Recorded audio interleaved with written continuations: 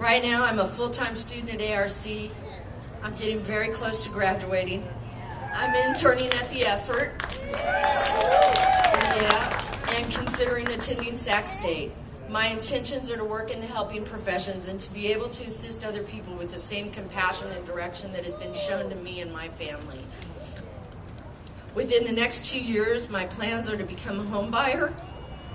I'm ready to start living that life now and to allow the past to rest a little. So I think today might be the last time I'll share this story for a while.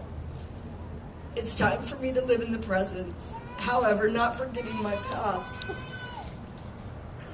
I will continue being of service to this community because I know from my experience, you can't truly keep what you have unless you're willing to give it back or to give it away in a sense.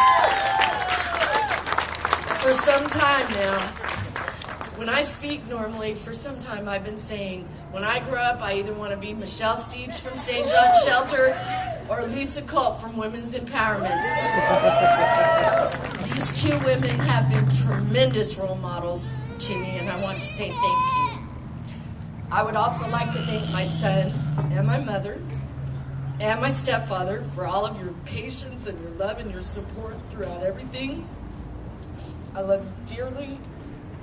I want to close by recognizing all of the support I received from organizations and people in this community.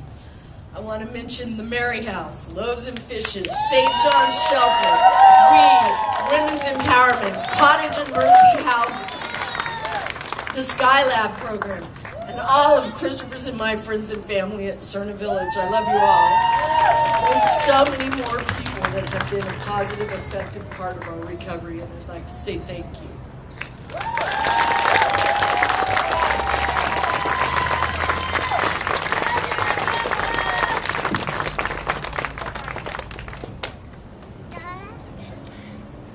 It's September 6, 2009.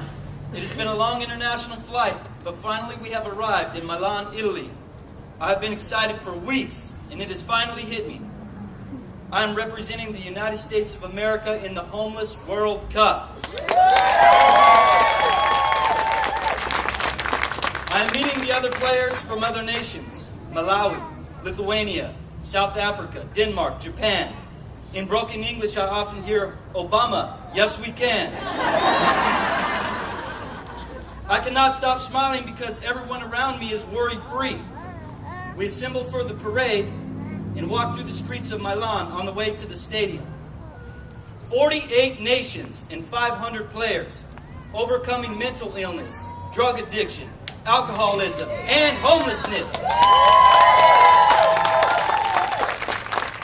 God is guiding my feet in this foreign land, and I'm carrying the message of hope that homelessness is temporary if I'm willing to do the self-examination that is required to address my own issues. I wasted 75 months of my life in the adult side of prison, and today I work with juvenile offenders. Raise your hand, Vincent, Daryl.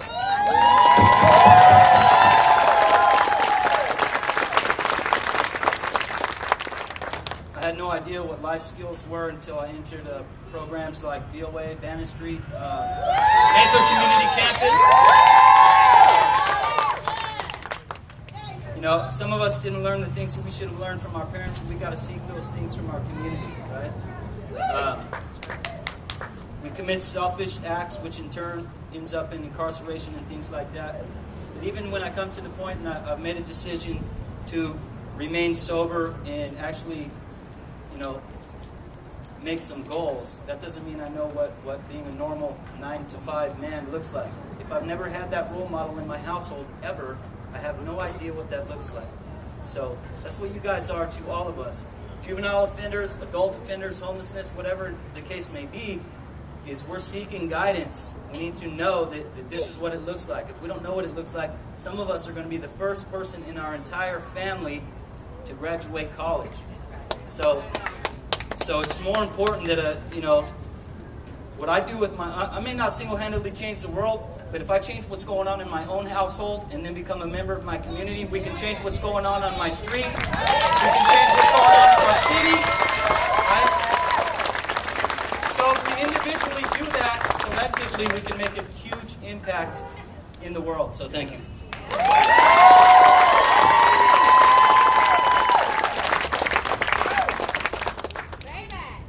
November 5th, 2009. I still remember my 18th birthday. I was so happy. I'm grown. I was also very scared. I had lived with 4 different foster families, and then all of a sudden, nothing. When you're 16, you think you have lots of time, but 18 comes quick. I had no place to go. I was lucky enough to be able to go back to my grandmother's after a while. But a lot of kids in the foster system are not so lucky. After my grandmother and grandfather both passed this year, I found the Lutheran Social Service Program. I am so happy here.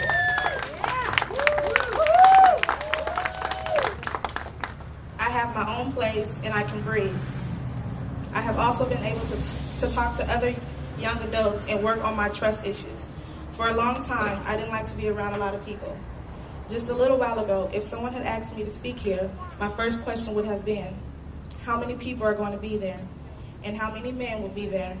Will there be more women than men? I just had to deal with a lot in my past.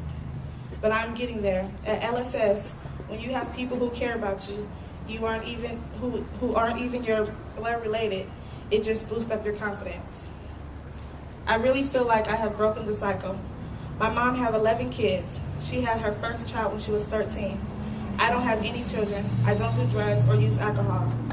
I am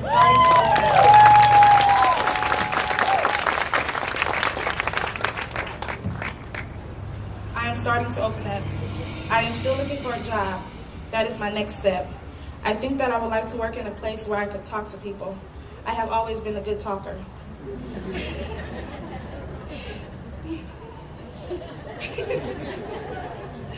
Even though I had a terrible past, I will not let it affect my future.